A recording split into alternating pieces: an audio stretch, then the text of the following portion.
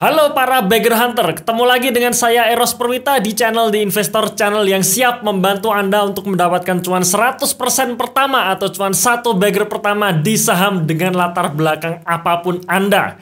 Dan untuk pertama-tamanya silahkan Anda join di channel Telegram kami, channel The Investor, karena kadang di situ saya share tulisan-tulisan yang tidak bisa saya videokan. Untuk join di channel Telegramnya Anda bisa klik linknya dalam deskripsi di video ini atau di dalam kolom komentar yang sudah kami pin. Sekali lagi ya, hanya lewat link ini saja, jangan di searching karena di sana banyak sekali akun bodong yang mengatasnamakan The Investor padahal itu bukan kami. Oke, di video kali ini saya akan share mengenai sentimen-sentimen yang terjadi di Bursa Efek Indonesia selama kurang lebih 1 minggu ini. So, pastikan Anda nonton video ini sampai selesai.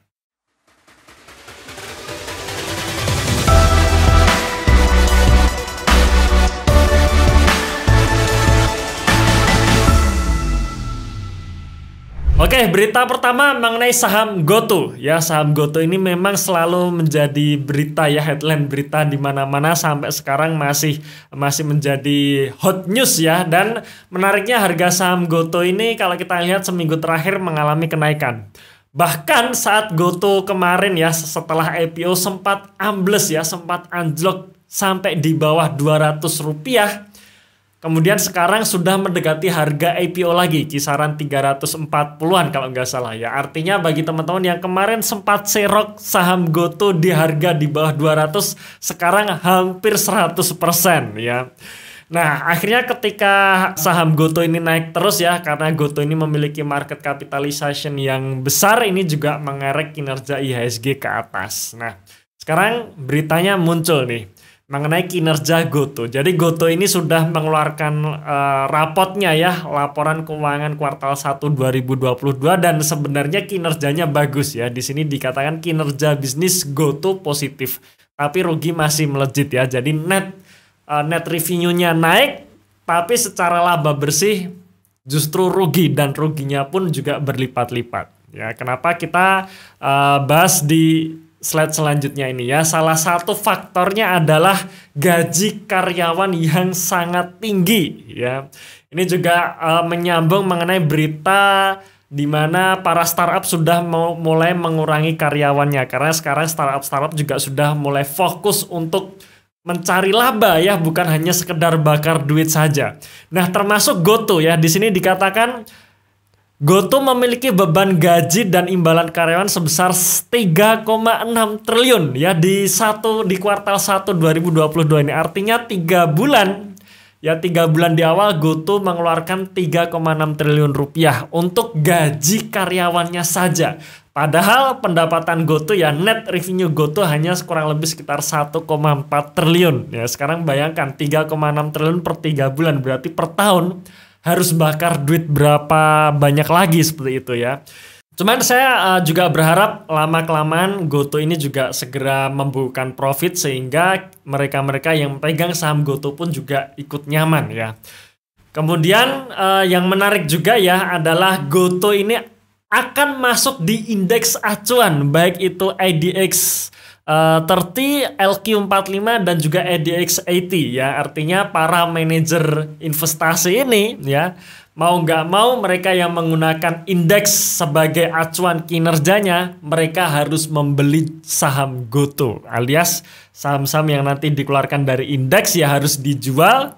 Artinya dalam jangka pendek nanti akan membuat harga saham tersebut juga turun dan mereka harus membeli saham GoTo. Ya, yang artinya dalam jangka pendek membuat harga saham GoTo ini juga kembali naik. Nah, sekarang kita nggak tahu nih apakah nanti GoTo ketika masuk di LQ45 ya otomatis dia juga menjadi salah satu saham yang menggerakkan IHSG bisa bertahan terus alias harga sahamnya bisa naik terus.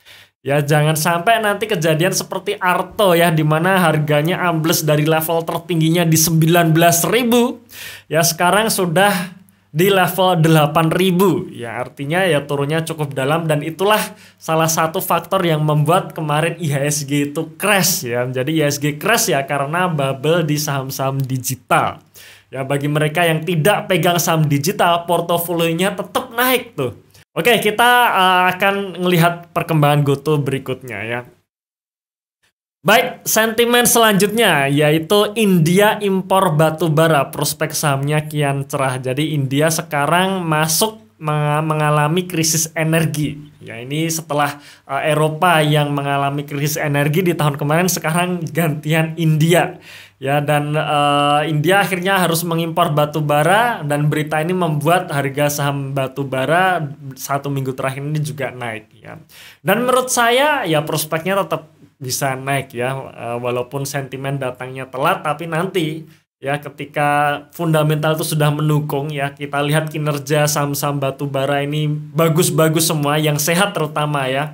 Ya tinggal tunggu waktu harga sahamnya nanti juga akan naik seperti itu ya, nunggu sentimennya keluarnya. Mumpung sentimennya belum begitu kencang ya, harapannya kita sudah pegang duluan seperti itu ya. Oke. Berita selanjutnya ya mengenai saham HMSP ya. Jadi di 1 minggu terakhir ini kita juga melihat harga saham HMSP naik ya. Kemudian setelah naik, nah baru muncul nih beritanya, bisa ngebol lagi kendati cukai naik. Nah, saya banyak yang bertanya kepada saya juga tentang saham HMSP ini ya. Nah menurut saya yang perlu dicermati ya adalah cukai ini gitu.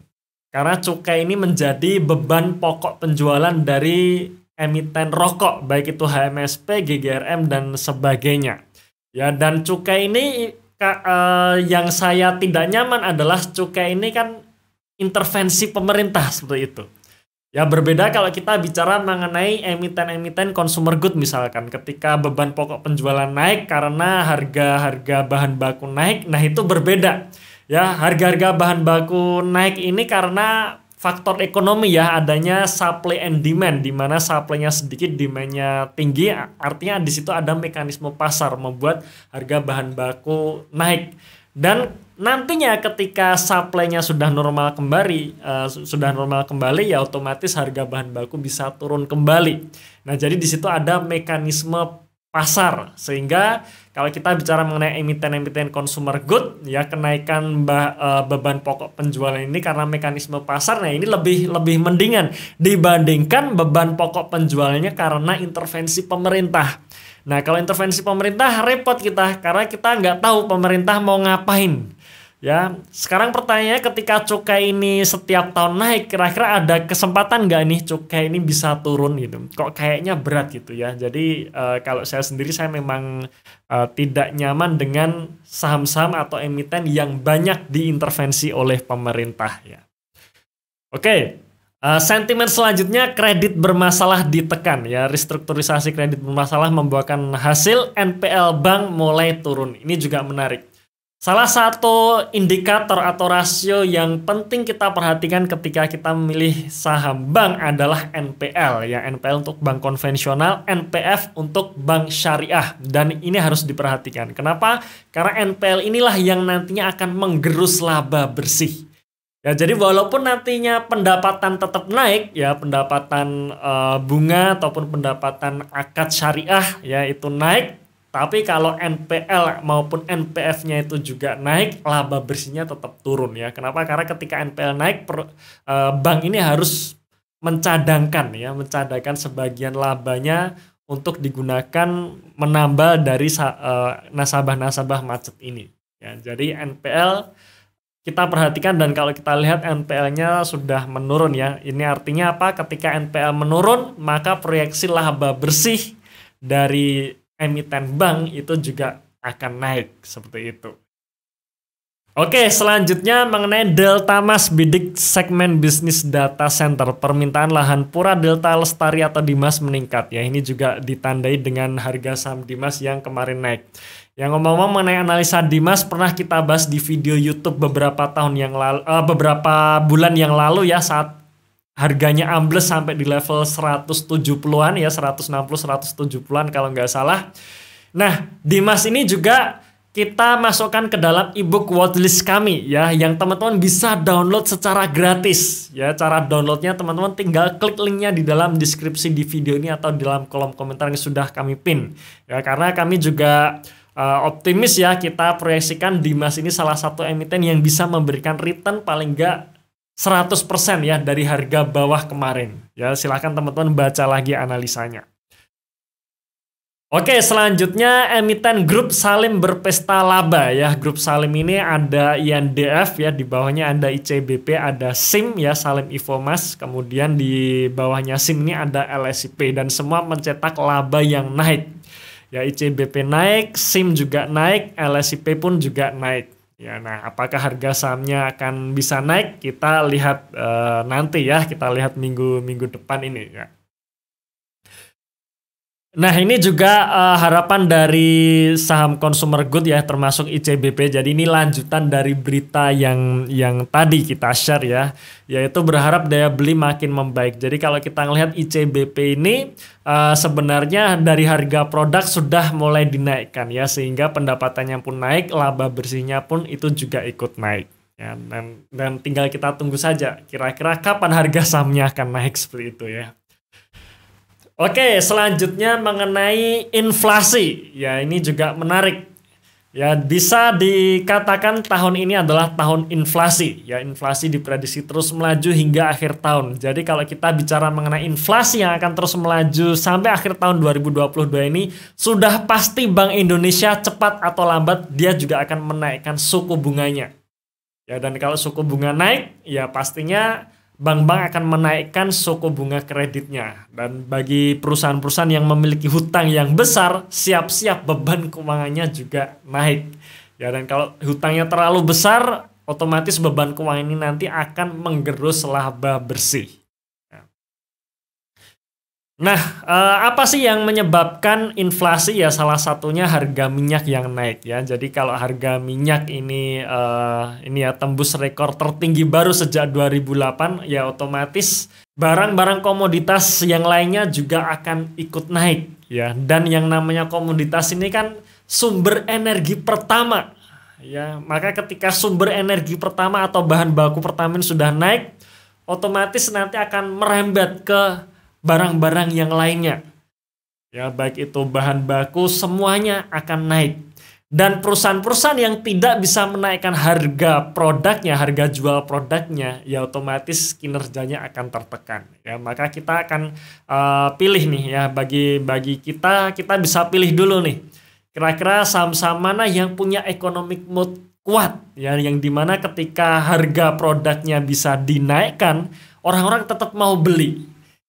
Nah, saham tipe seperti ini yang nantinya kemungkinan bisa ikut berpesta untuk tahun depan ya. Jadi kalau kita mau mempersiapkan pesta untuk tahun depan ya, dari sekarang kita pilih saham-saham yang saya kategorikan tadi ya, punya economic mood kuat.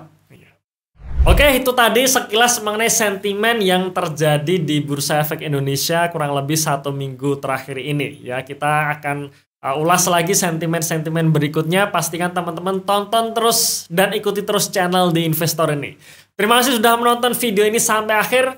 Tunggu video kami selanjutnya dan salam Passive Income.